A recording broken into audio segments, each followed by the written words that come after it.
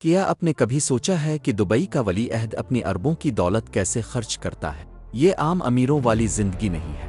یہ وہ دنیا ہے جہاں محل ہیں، پرائیویٹ جیٹس ہیں، سپر کارز ہیں، شاہی استبل ہیں، نایاب گھوڑے ہیں، باز ہیں، سمندر ہیں، صحرا ہیں، اور ایک ایسا شہر ہے جو مستقبل سے آیا ہوا لگتا ہے۔ یہ ہیں شیخ حمدان بن محمد بن راشد المکتوم، جنہیں دنیا فضا کے نام سے بھی جانتی ہے۔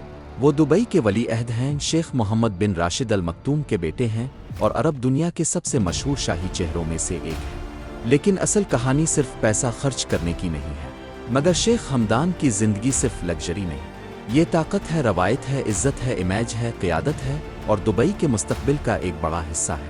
ان کی زندگی کا پہلا بڑا حصہ ہے سفر۔ عام انسان کے لیے بزنس کلاس میں سفر کرنا بھی ایک خواب ہوتا ہے، لیکن ایک ولی عہد کے لیے پرائیویٹ جیٹ صرف آرام کی چیز نہیں، یہ آسمان میں چلتا ہوا دفتر ہے، سیکیورٹی کا حصار ہے، اور شاہی مقام کی علامت ہے۔ وہ کسی میٹنگ کے لیے جائیں، کسی عالمی تقریب میں شرکت کریں، یا کسی ذاتی سفر پر نکلیں، ان کا سفر عام لوگوں جیسا نہیں ہوتا۔ پھر آتی ہیں گاڑیاں۔ یہاں سڑکوں پر رولز رائس، فراری، لیمبورگینی، مرسیڈیز اور نایاب کلیکشنز نظر آتی ہیں، لیکن ان کا سب سے گہرا شوق گاڑیوں سے بھی آگے ہے، وہ ہے گھوڑے۔ شیخ حمدان گھڑ سواری، خاص طور پر انڈیورنس رائڈنگ کے لیے مشہور ہے۔ اعلیٰ نسل کے گھوڑے، استبل، ٹرینرز، ڈاکٹرز، خوراک مقابلے اور دنیا بھر کی ٹرانسپورٹ، یہ سب لاکھوں نہیں کئی بار کروڑوں کا کھیل بن جاتا ہے۔ مگر عرب شاہی خاندانوں کے لیے گھوڑے صرف شوق نہیں، یہ تاریخ ہیں، شناخت ہے، اور صحرا کی وراثت ہے۔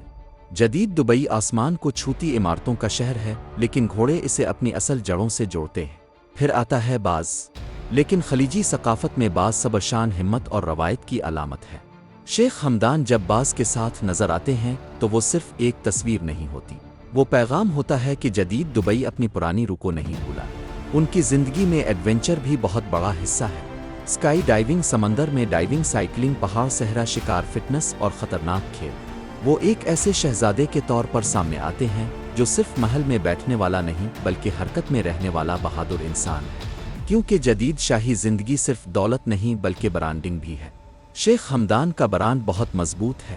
وہ گھوڑے بھی چلاتے ہیں، شاعری بھی کرتے ہیں، جانوروں سے محبت بھی دکھاتے ہیں، فٹنس کو بھی پروموٹ کرتے ہیں، اور دبئی کو دنیا کے سامنے ایک خواب کی طرح پیش کرتے ہیں۔ دبئی صرف ایک شہر نہیں، یہ پوری دنیا کے لیے ایک اشتہار ہے۔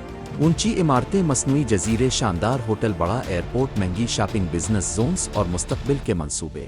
یہاں آؤ، یہاں سرمایہ لگاؤ، یہاں سیاحت کرو، یہاں اپنا مستقبل بناؤ۔ بڑا جواب یہ ہے کہ یہ دولت دبئی کے برانڈ کو مضبوط بنانے پر بھی لگتی ہے۔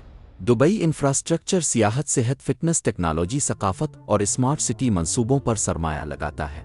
شیخ حمدان ایسے منصوبوں سے جڑے نظر آتے ہیں جو دبئی کو زیادہ جدید، محفوظ اور دنیا کے لیے زیادہ پرکشش بناتے ہیں۔ مہنگی گھڑیاں، ڈیزائنر کپڑے، پرائیویٹ چیز محلات، نایاب جانور ریزورٹس اور ایسی جگہوں تک رسائی جنہیں عام لوگ صرف ویڈیوز میں دیکھتے ہیں۔ یہی وجہ ہے کہ ان کی ہر تصویر صرف ذاتی زندگی نہیں لگتی۔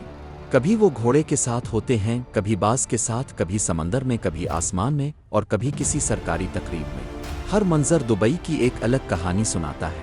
ایک طرف پرانی عرب روایت ہے، دوسری طرف دنیا کا سب سے جدید شہر ہے، اور شیخ حمدان ان دونوں کو ایک ساتھ دکھاتے ہیں۔ مگر سب سے طاقتور چیز جو ایک ولی عہد خرچ کرتا ہے وہ پیسہ نہیں، وہ اثر و رسوخ ہے۔ وہ کوئی تصویر پوسٹ کریں تو لاکھوں لوگ دیکھتے ہیں، وہ دبئی کو پروموٹ کریں تو یہ صرف ایک شہر کی پروموشن نہیں ہوتی، یہ ایک خواب کی پروموشن ہوتی ہے۔ ایک عام عرب پتی اپنی زندگی انجوائے کرنے کے لیے خرچ کرتا ہے، لیکن ایک ولی عہد دولت کو نمائندگی، روایت، طاقت اور مستقبل کی تصویر بنانے کے لیے استعمال کرتا ہے۔ لیکن اس لگژری کے پیچھے اصل کہانی یہ ہے کہ دبئی خود ایک سٹیج ہے، اور اس سٹیج پر شاہی زندگی دبئی کی پہچان کا حصہ بن جاتی ہے۔ وہ صرف دولت نہیں دکھاتے، وہ دنیا کو یہ احساس دلاتے ہیں کہ دبئی رکنے والا نہیں۔ اگر آپ کو یہ ویڈیو پسند آئی تو لائک کریں، شیئر کریں، سبسکرائب کریں، اور کمنٹ میں بتائیں اگر آپ کے پاس اربوں ڈالر ہوں تو آپ سب سے پہلے کیا خریدیں گے۔